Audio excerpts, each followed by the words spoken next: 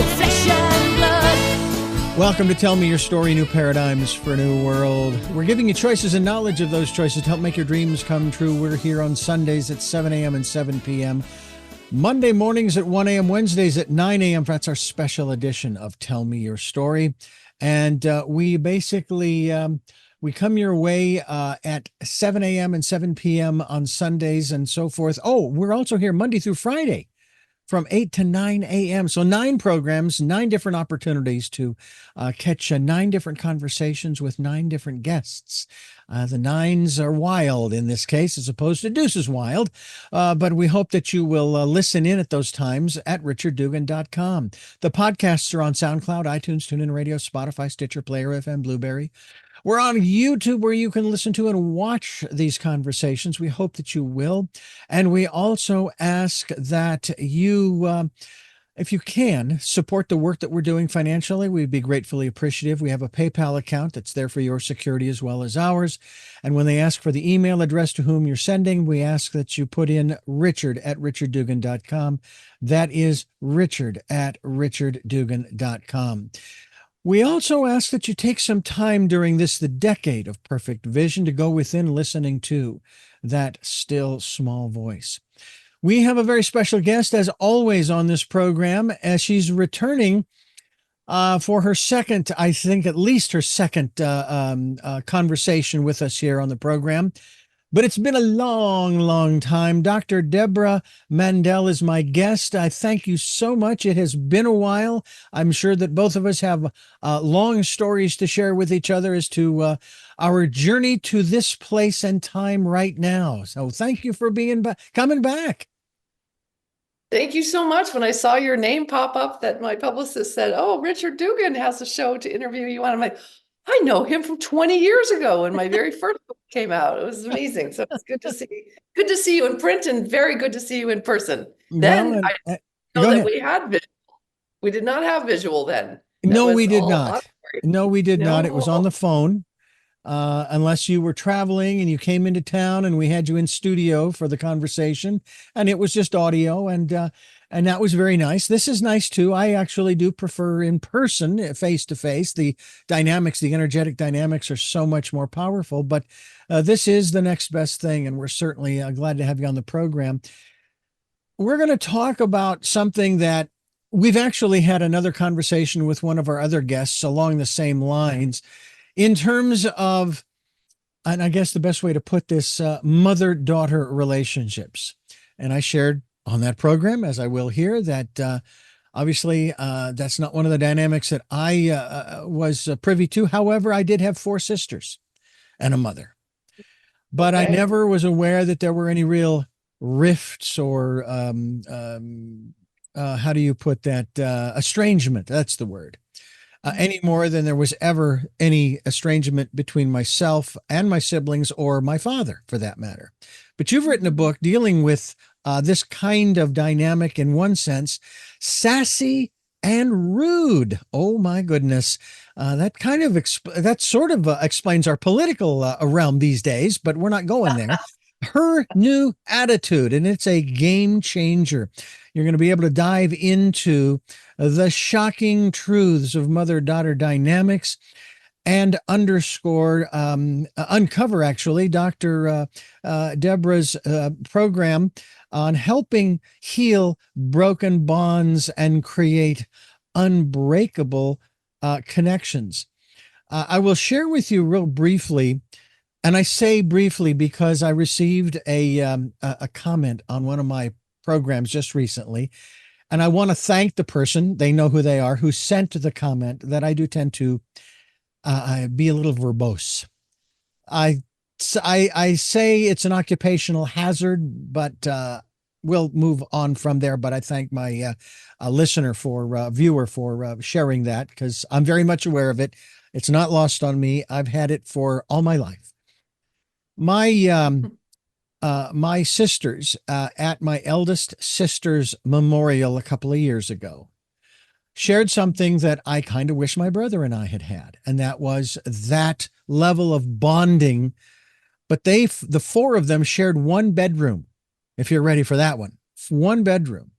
And, they either got along or they didn't. And of course they did. And they shared, as adults, they shared about this bond that they had with my eldest sister, as well as the other with each other. And there is also, and we see this portrayed, Dr. Deborah, in movies and television, the different dynamics between mothers and daughters. And sometimes it can be very sweet. It's challenging, to say the least, that feminine energy, which is much different in its expression between women as opposed to the masculine energy that's shared, if you will, or the dynamic between males. So maybe we should start there in terms of that energy that pervades half our population. And then, of course, that dynamic with it between mothers and daughters. And does this conversation we're having, it's dealing with, let's just say, put it this way, try to keep it simple here, between a mother and a daughter. Talk to us about that particular dynamic as we dive into this conversation. Absolutely. And first I want to say thank you so much for having me on your show. It is truly a pleasure to see you again, to see you this time after 20 years, and to be able to talk about this. This book is a very important book to me. I want to say that it's not necessarily for a mother-daughter who are now entrenched in estrangement, if you will. Mhm. It's really why it's called Sassy and Rude, is because there's still a push-pull. There's still an engagement going on. And that's what's really important, because then you've got a lot to work with there. Once there's a estrangement, then it's probably a little bit of a different pattern. But the mother-daughter dynamic is so beautiful and so rich and so intense. I mean, literally, if it's a birth mother, you've given birth to this little girl. You've given birth. It's an amazing experience. Now, that doesn't mean to diminish at all the mother-son dynamic, or the father-son, or the father-daughter, or the mother-mother, or the other mother, whatever the dynamic is in the family. But there is a very special connection between two women as they grow up. And again, this book is primarily for adult women and their moms. Not so much, there's so much written already for teens and how to deal with your little ones, et cetera, et cetera. So what I love about mother-daughter relationships is that they're very rich in emotion and compassion, but also a lot of intensity, sometimes much more than in a male-male relationship. I know that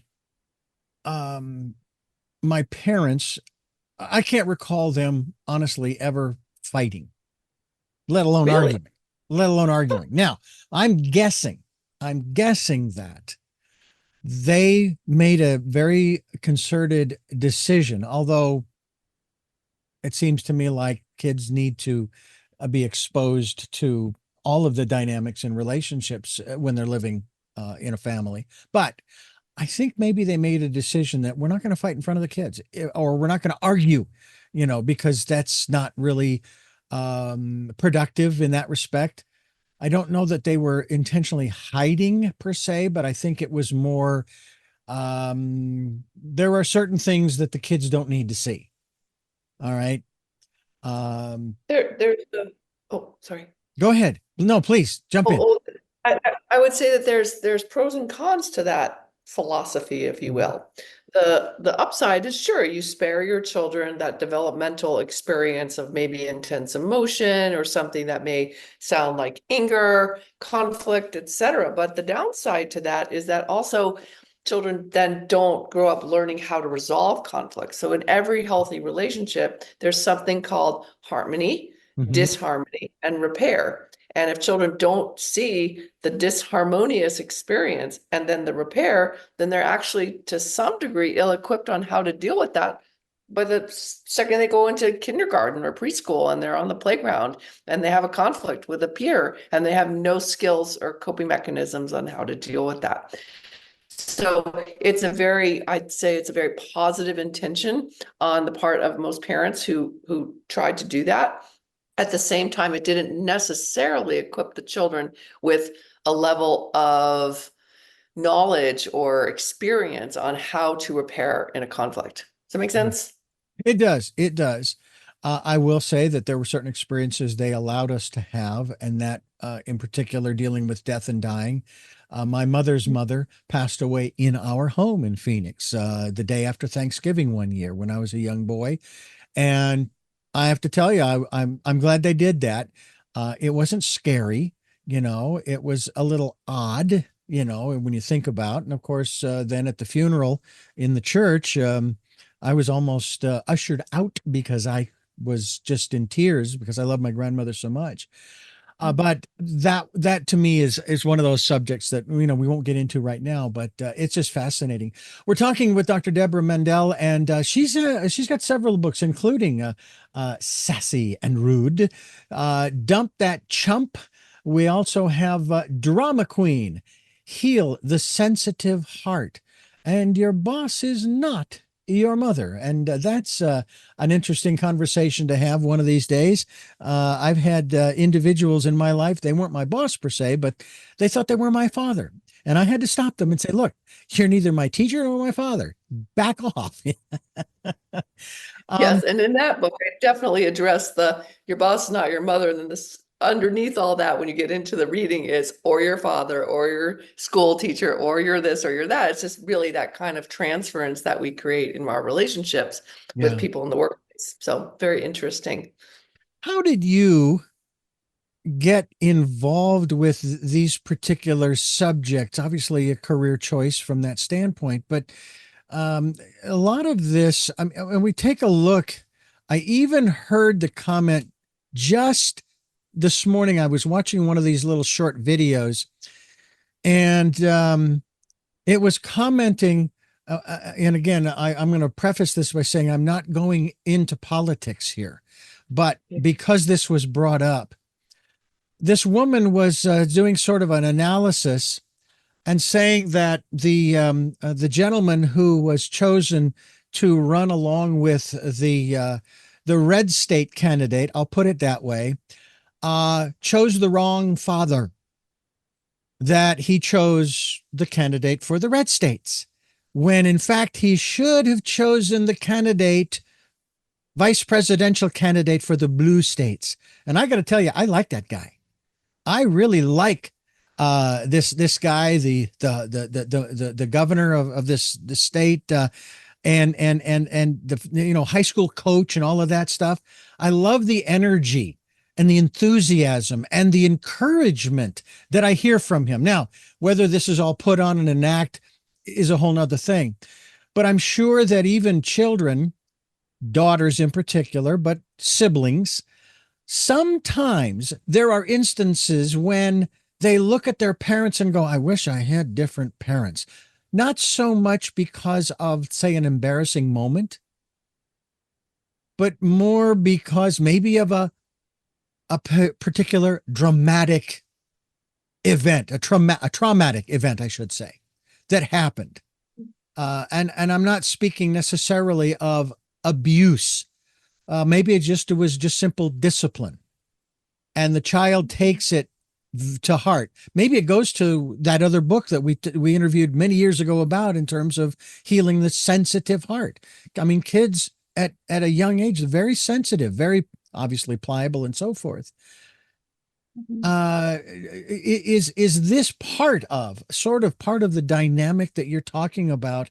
Where I wish you weren't my parent, mother, father, what have you. That not only is it, I will say, a powerful statement, but boy, for the parent, that's, unless they're able to put it in context from where the child's coming from, that's got to hurt. Yeah. Okay. So I have a lot of ideas and thoughts and comments bubbling in my head. So let's see where we go with this one. Expound. So I do want to share a little bit of context of my own background and how I got into this writing work, and even being a psychologist, as well as what you're talking about. Let me address just specifically what you're speaking to at the moment, which is when a child feels this sense of, I wish you were not my parent. That's a very strong experience. Now, by the way, we come into this world with a level of idealization of our parents, whoever they are. We need to look up to someone, something to hold on to, that, there's hope in life here. This kind of my philosophy, and then a lot of what I've read and understood from developmental psychology. There's inevitably a time when basically around 2 or 3, a child looks at that parent and says, I don't like you, or I hate you, or go away. Child says that because they don't like what's happening in that moment. So mommy says, no, you cannot have that toy that you want. And the child says, you don't love me, starts pounding their feet and their fists and makes these growling noises and says, I hate you. It's a terrible thing, but it's a part of separation and individuation. It's the way a little one attempts to get to the point where they can develop their own identity. So backtracking here a little bit. So I got into this field very early in my life. You know, when people have guests over at their house and they all say to the kids, you know, what do you want to be when you grow up? And I said, a psychologist. And people would say, why not a psychiatrist? I said, I'm not that interested in the drug component of treating things. I just really have a heart that wants to help people. And I was always that kid who was the one where my friends would come to me, you know, the Lucy and Charlie Brown, or was it Lucy? Who was it? Yeah, it was 5 cents. They 5 cents. Yeah. Mm-hmm. Yes. So I had that heart to me, but also my parents were immigrants. My father was a Holocaust survivor. He was from Poland. My mother was from an area called Estonia, which wasn't Russia at the time, but then became part of Russia. So her family had to flee to Sweden. So, you know, they started out, one of my jokes is they spoke 11 languages combined, neither of them the same, none of them the same. So between the two of them, my parents got married, and then they really didn't speak much English, and they had their children, my sister and myself. They were, I would say, somewhat ill-equipped on parenting, particularly in this culture. So I was born in the States. And so a lot of their own background in parenting, a lot of heavy discipline, sometimes to the level of what might be considered abusive today. And loving in their hearts, but not knowing how to really be parents. So I had a lot of issues with my mom because I was a truth sayer. I was a, hey, wait, that doesn't make sense. Can we look at that? You know, something didn't really line up. Then I wanted to be the one to talk about it. So by the time I was an adult, and my mom and I can't say that we were estranged, so to speak, but her last words to me the week before she died was that I was the worst daughter on the planet because I was trying to get my mom help because she was suffering from pretty severe depression, anorexia, etc. And I really wanted to help her out. But at that time, I was already a psychologist, and I thought I had some tools and some skills that might be of value to her, but she really did not want to go that direction. And then she died suddenly of multi-system failure. She had not taken good care of herself. So I had a lot of pain in my heart when that happened. And that's what drove me to write my first book, which was Healing the Sensitive Heart, which was how do we heal from these sensitive experiences that we have that came from wounds in childhood. And then I used many of my clients as information to give for, context for these ideas.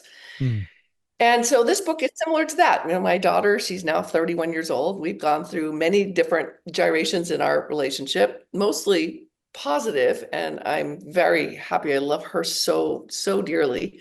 But we've had to go through a lot of difficult times. So I thought, wow, I've worked with a lot of mother-daughter duos, and I have my own daughter in this relationship, and I helped raise my 2 nieces. So I think I have something to say about this. And that's kind of what brought me to this place. How's that? And I have to say that what's interesting is that my parents, of course, raised 6 kids, 4 daughters and 2 sons. And certainly I learned a lot about the appreciation, the respect, the consideration when it comes to women. And that as I was growing up in my later teens and 20s, and I would meet different women and I would hear about all of the stuff they'd been through as children and teenagers.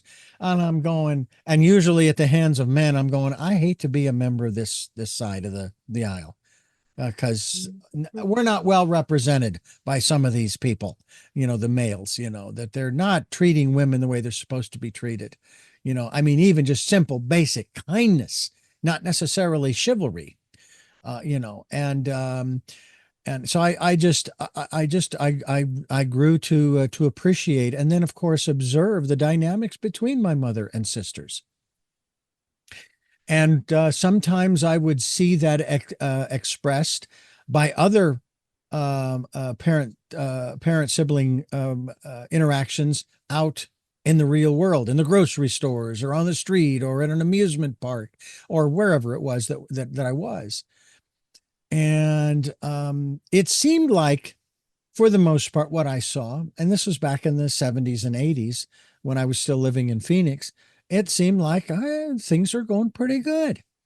Was there ever a point at which this kind of dynamic you write about in your book, Sassy and Rude, has maybe, I don't know if I want to say gotten worse per se, but it seems to have expanded and grown to where you felt the real need that, hey, we need to talk about this. This is this is one of those conversations along the same lines as discussing mental health and wellness. And by the way, I give the COVID virus credit for that, and I'm glad that we're having that conversation. And now we're having this conversation. Is any of what we're talking about here does it have to do with mental health and wellness, maybe at that level?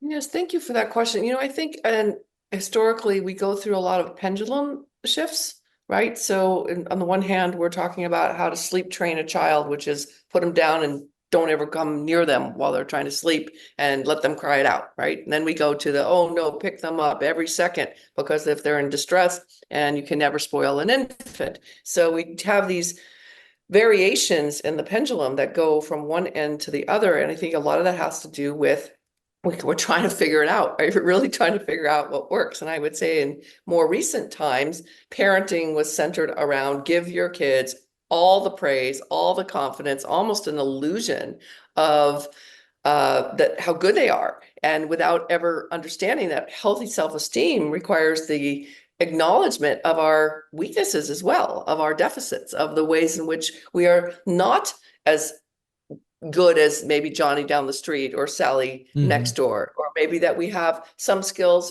and we want to honor and value what those are, but also recognize that we're human and we're not so grandiose that we can do everything perfectly. So this whole era of let's praise our children for everything, they picked up their shoe out, from the sandbox, and it's like, oh my gosh, you're the best child on the whole planet. Well, you picked up your shoe, okay? Like, there's a point where it's coming too much.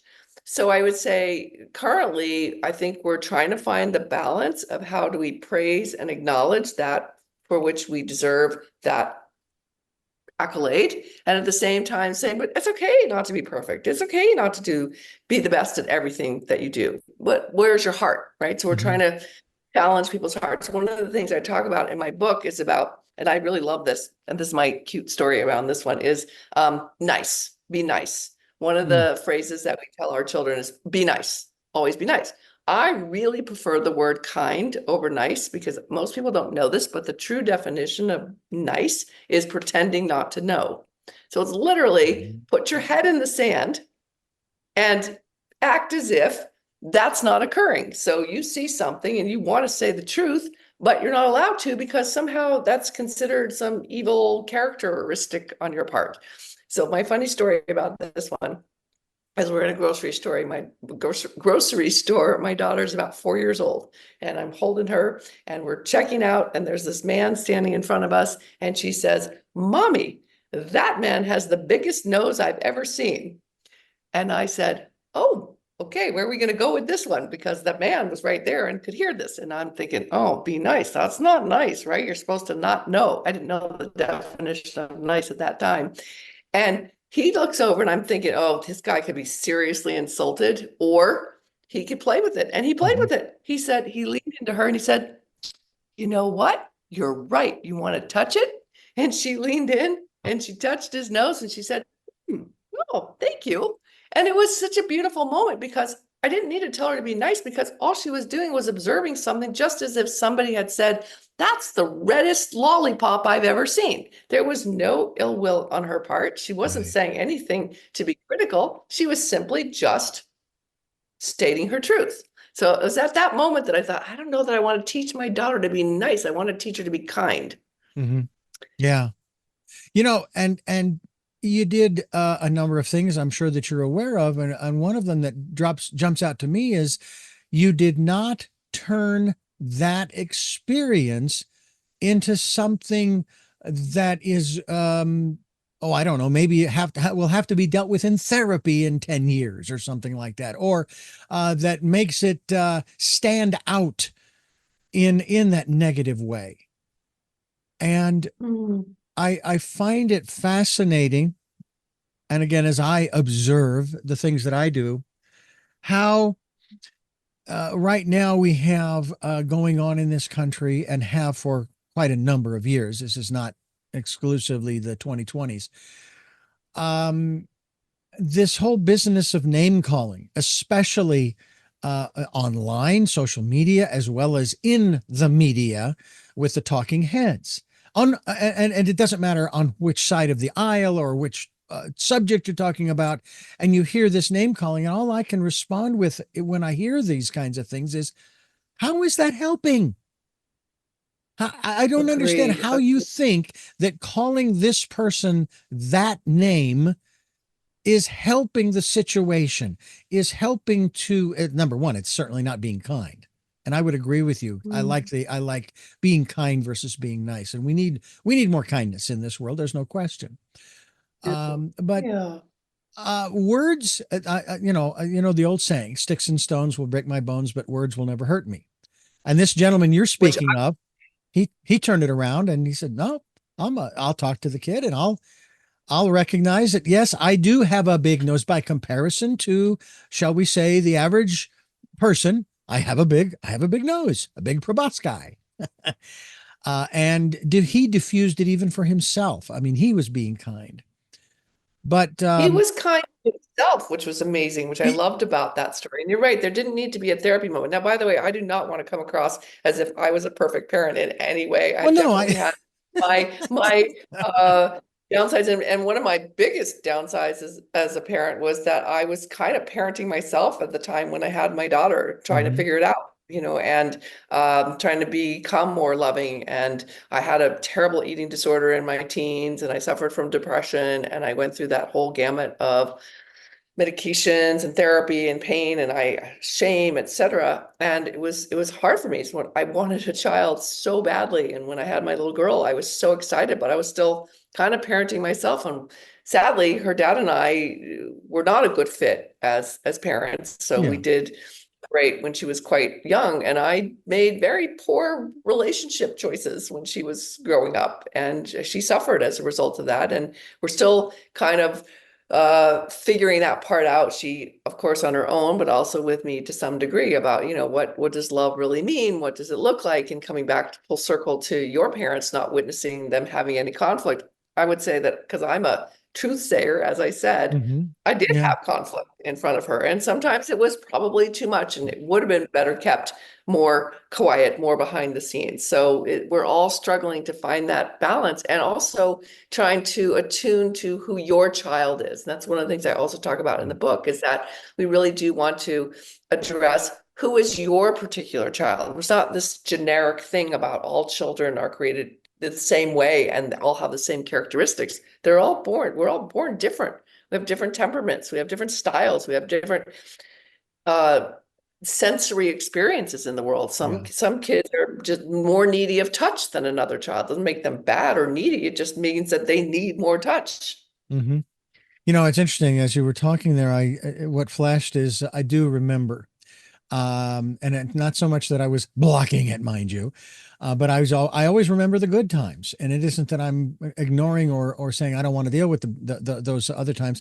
But what I do remember is any time that my father would maybe do something or say something that my mother maybe either didn't agree with or didn't understand or what have you. And of course, what I heard coming from her, maybe from the kitchen or the dining room, depending upon where maybe I was sitting in the living room watching TV, was, Les, My father's first name was Les. And it was just the way that she said it. And a lot of times it was followed sometimes by a little laugh, and then it got quiet and they've obviously had their little conversation. So there were those times. I don't want to, it's like, I don't want to call it conflict, but certainly they had their disagreements, maybe I'll call them conversations where they kind of were working through things. And my parents went through in the 70s, went through marriage encounter. And I remember interviewing them on this program about 9 years ago. And I asked them about that. I said, why did you come to us? It was your marriage and you guys get to do whatever you want because, well, you were the adults. And yet you called us all into the living room, had us all sit down, and you shared with us that this was something you wanted to do and wanted to get our opinion. It's like, well, why did you do that? You're the parents and we're the kids and we're supposed to go along, as it were, and they basically said that they wanted to show us the respect. They wanted to let us know and see how we felt about the fact that they would be spending more time away from the house and away from us. And you were children still at this time? Were you yes. underage? Oh, yes. Yeah. So they were turning from a family-centric position to adding in a couple-centric position. In other words, they were trying to underline the importance of them being a healthy couple in addition to parents. And I think one of the beautiful things that they shared in the interview that I've shared often on this program is that my mother basically said that she supported my dad's dreams and desires and things of this nature, like getting into computers and those kinds of things. And it wasn't necessarily her thing, but she supported him, and vice versa. He supported her. And the one thing that really epitomized it was she said, "I have his back, and I know he has mine." And even then, when in this interview, I was in my mid 50s, that really impressed me. It was almost like, okay, this now I can overlay over all of the experiences I've had since I came into this world and have been living with this family and these parents. And I can see that. I may not have been aware of it as a kid growing up, but I sure can see it now that they did. They did. And they instilled that in each one of us. And I think that that's one of the things that has helped each one of us siblings. I mean, I have a sister who, my elder sister, who, we talk all the time, and she's going through her own health issues, as most of us are in our 60s and so forth. But, we talk about a lot of things, and there are times when I say something to her about my observations, let's just say of my father who has passed on. And the words that I chose, this kind of goes to what I was saying earlier about words. The word that I chose to describe a particular attribute of my father, she got very angry with. Now, she didn't get angry at me, but she expressed right at that moment that the word I chose made her very angry. And we talked a few minutes, and we've moved on. And I said, well, I'll if I share this with anybody else, I will use a different word. Okay. Because there are many, many words. And this is where I want to go with this in terms of the dynamics between, in this case, the mother-daughter. Words have power. We choose the words we choose, consciously or unconsciously, for a particular reason. And the unconscious part, we usually don't know the reason offhand, but maybe later we'll figure out, why did I choose that word and I shouldn't have, because. Talk to us a little bit about, especially in your relationship with your daughter, as you have grown into this awareness, and then, of course, putting this book together, Sassy and Rude. Have you become more aware of the words that you choose to use? Again, being truthful, not being nice, but also being, shall we say, respectful and considerate of your daughter and where she might be coming from. without dumbing down, or how do I want to put this, sugarcoating the truth. Yeah, absolutely. And I do believe that, again, we come from a place of kindness and love, then our entire demeanor and how we're communicating, even that which we may be upset about, can come across in a very different way. So one of the things I really encourage in our relationships with everybody, but specifically in this book about mothers and daughters, is to embrace a level of empathy and self-awareness in terms of self-responsibility. So what are we really responsible for?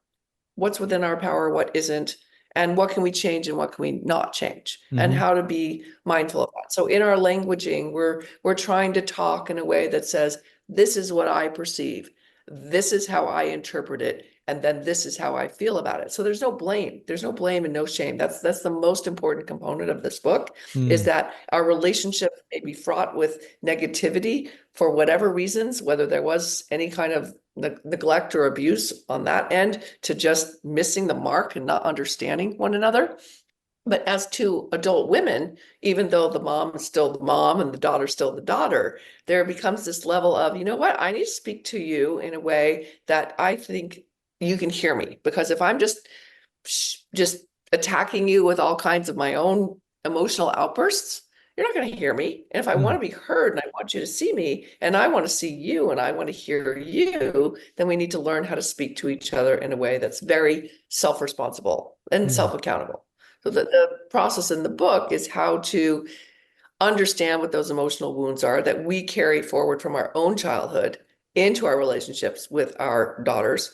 And then how do we repair those by being very conscientious of how we speak to one another. So it's a great question you're asking. Is yes, sticks and stones can break my bones, but words can never hurt me. Is a crock of shit, excuse me, in my opinion. that is just, no, words can hurt us a lot. And they carry, sometimes it's the things that people say to us that we carry forward for years and years and years, and how to let those go because they're meaningful. So when we're angry and we want to use a weapon by calling names, as you're talking about in politics, et cetera, it's not very mature, is it? But we do all get to that level sometimes when we feel like, when our primitive brain is activated, then we're not in our best higher self, and we say things we don't necessarily mean, but they can be very powerful. Yeah, I know that this process. I mean, I deal myself in certain relationships that I've had over the years with individuals, and wanting to say things that are, I guess the best way to put it, are mean. They're nasty. The words are not real productive. It's like the name calling. How is that helping the situation? And yet at the same time, it's like, okay, I need to back away. I need to walk away, turn away, cool down, and then put this into a context that, as you've basically said, gets me heard and gets the message across that I want to get across. And I had a situation where I had to write this email to an individual because of a situation that had developed. And I got to the point where, man, there were things I just wanted to say. You are this and that and the other and that. And I finally got to the point where I said, okay, I got to keep this on me and where I'm coming from. And how what happened has affected me.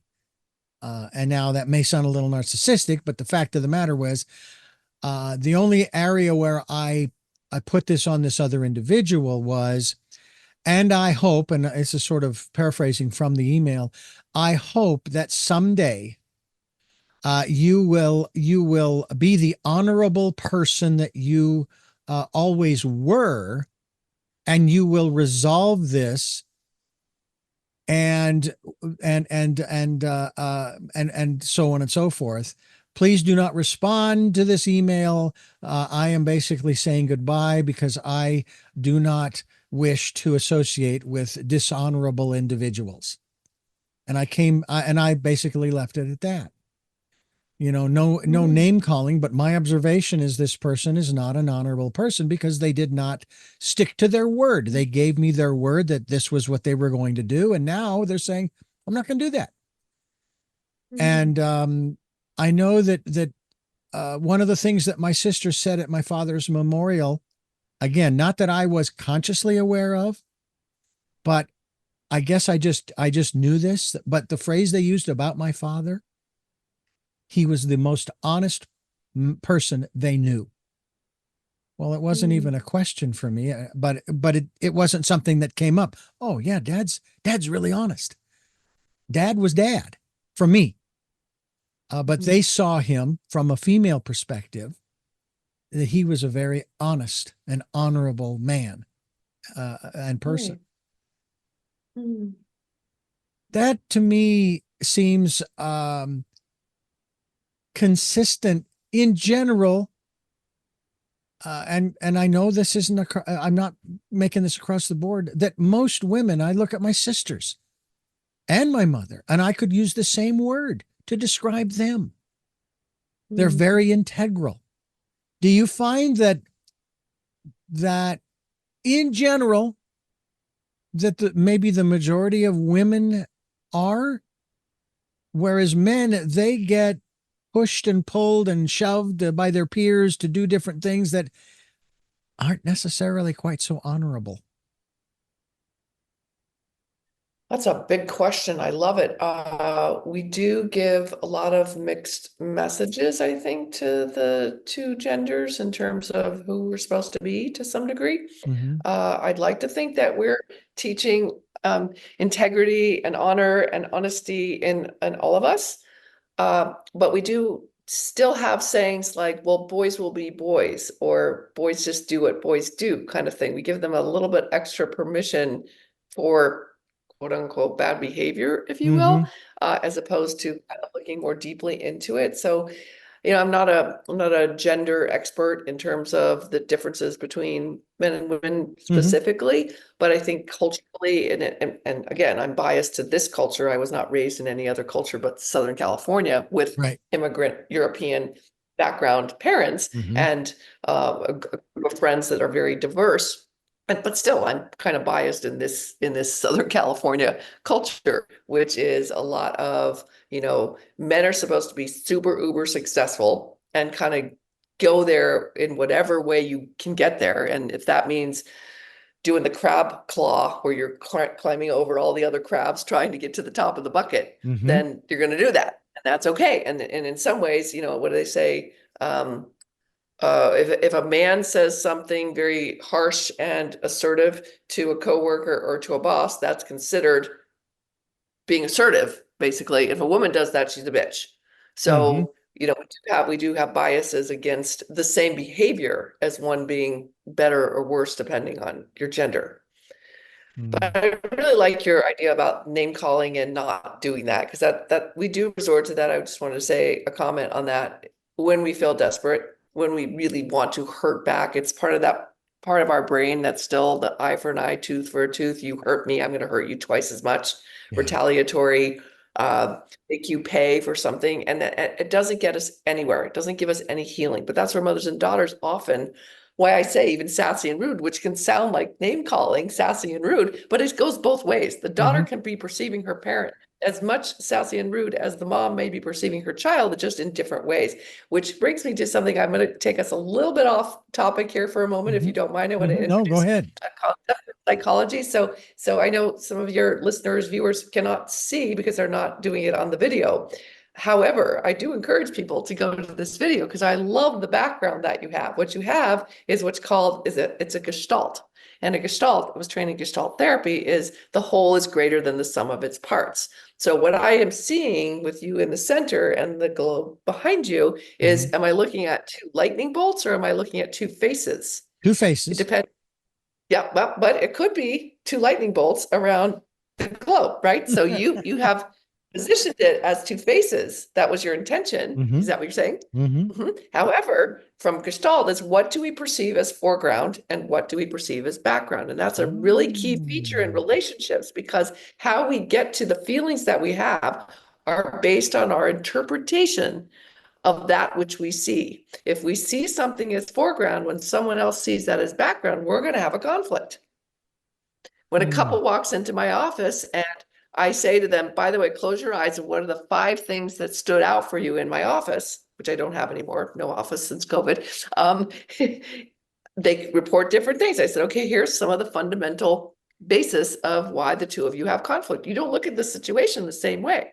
Well, mothers and daughters, when they get to that place of adulthood, they're not looking at their lives in the same way. Mom may perceive that she was the overly nice mom, the nice mom, right? Just ignored everything, was always giving, indulging, etc. And the daughter thinks, gosh, you didn't have a life of your own. You put too much pressure on me. I don't even know what I'm supposed to do. You want me around all the time. I don't want to be around you. I want my space. I want independence, or whatever form that takes, why there becomes this rift. So a lot of it has to do with this gestalt. It's the perception, what's foreground and what's background. You look like you had a light bulb going off in your head when I said that. Yeah, well, it's a story that my brother told at my father's memorial that none of us knew about. And it was a great story. And it wasn't something that we expected, but it was like, wow, talk about different perspective. And the story simply is my brother was being taught by my father at a very young age how to change the oil in the car. Okay. My father did the maintenance on the car, but he never drove, couldn't because of his vision. So he's teaching my brother how to change the oil and going through the process. And they go through the whole thing and everything's fine and it's taken care of and they're done. So one day down the road, I don't know, 5,000 miles later, my father says to my brother, hey, if it's time to change the oil, you want to go do it? Sure. Okay. So my brother goes out there and he begins to do the process, and he gets under the car and he puts the pan under there, removes the plug and drains the oil, and he gets back out from under the car and he gets the little wrench to remove the filter and puts a new filter in. And then he gets up top and he takes the oil cap off of the spout, and he pours what was it, like 4 quarts, I guess back then it was 4 quarts of oil into the car. Unfortunately, he forgot to put the plug back in. So now there's oil all over the carport. And my brother, in his comments, he says, I thought Dad was going to kill me. And my dad came out and he says, how's it going? And he looks down. He said, what happened? He said, he told him. He said, okay, well, we'll move the car back out and we'll clean this up. We'll pull it back in and we'll put more oil in. And they got it all fixed up and everything was fine. And my dad didn't kill him because my dad knew, and this is just from what my brother shared in the story, my dad knew that my brother was learning. And he will never forget, if he ever changes the oil again, he'll never forget to put the plug back in again. That's one of the reasons why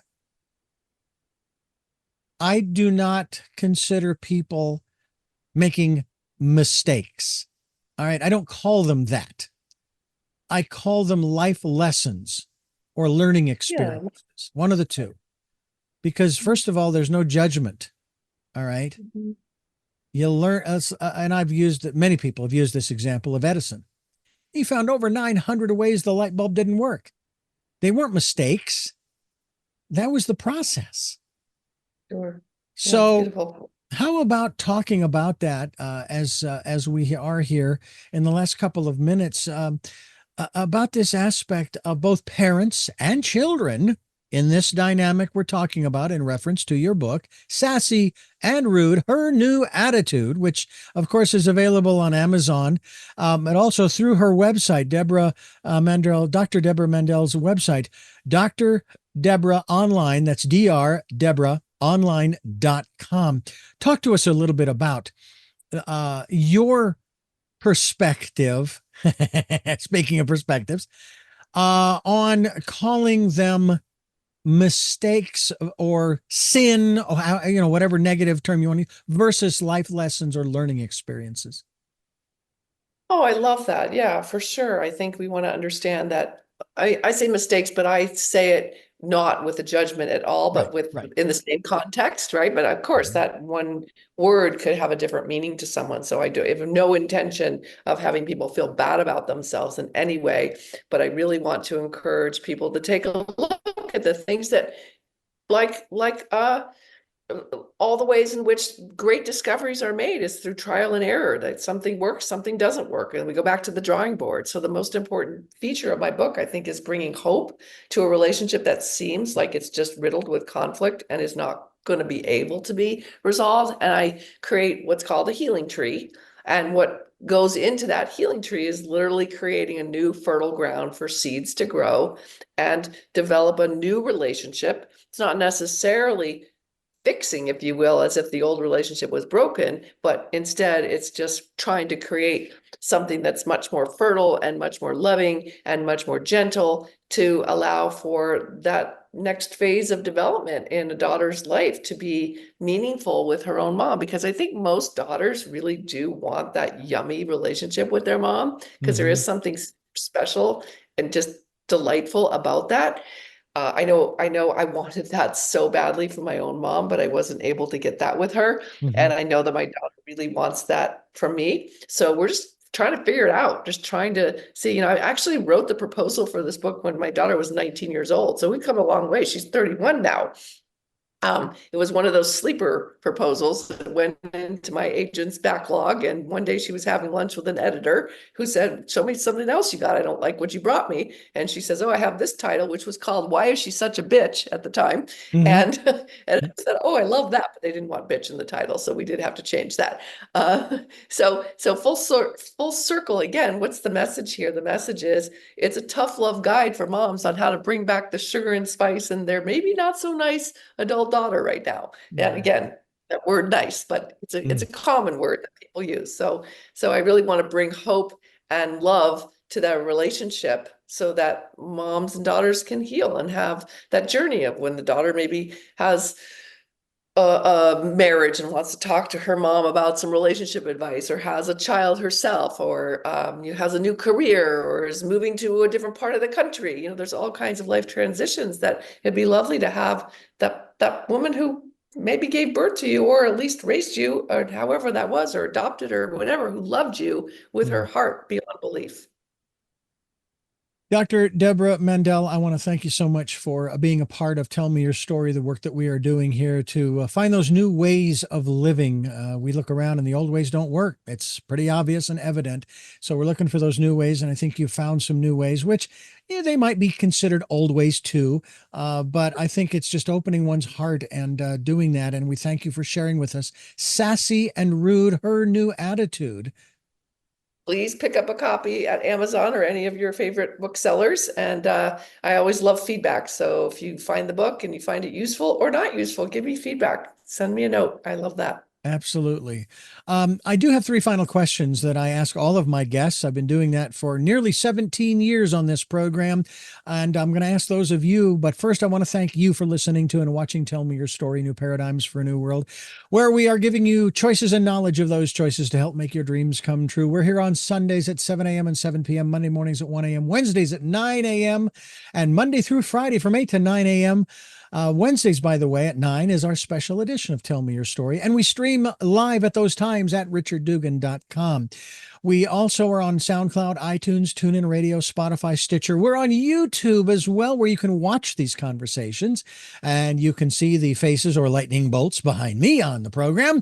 And we also ask that if you can support the work we're doing here financially, we would be so grateful. We have a PayPal account. It is there for your security as well as ours. When they ask you to whom are you sending, please put in the email address richard@richarddugan.com. That's richard@richarddugan.com. And we thank you for those who have helped in the past and those who will support and help us out in the future. We also ask that you take time during this decade of perfect vision to spend some time going within and listening to that still small voice. With all of that being said, as we wrap up this particular edition of Tell Me Your Story, we go to our three final questions. And the first of those is, who is Debra Mandel? Okay. Who is Debra Mandel? Let's see. Debra Mandel is a caring, loving soul who wants better for the world and for all the people around me. What gets you up in the morning? A brighter outlook of what today can bring. And finally, what was your best day? My best day in my whole life. Oh my. How much more time do we have? I think we're running out of time. I think every day is my best day when I get to the end of the day and I feel like I did something good in the world. Well, Dr. Debra Mandel, I thank you for joining us again. It's great to have you back on the program and to see you again and have this particular conversation. And we'd love to have you back to dive into some of the other work that you've done since the last time we had you on the program. You've written several books since then, and we'd love to talk about that. So thank you so much. Thank you so much. My pleasure. And thank you for listening to and watching Tell Me Your Story. And until our next broadcast, podcast, videocast, love to Lal. Jeanette, I'm still listening. Dad, continue to be happy because I am. Smokey, I'll see you on the other side. And to my dear friend Zorro, aho, aho.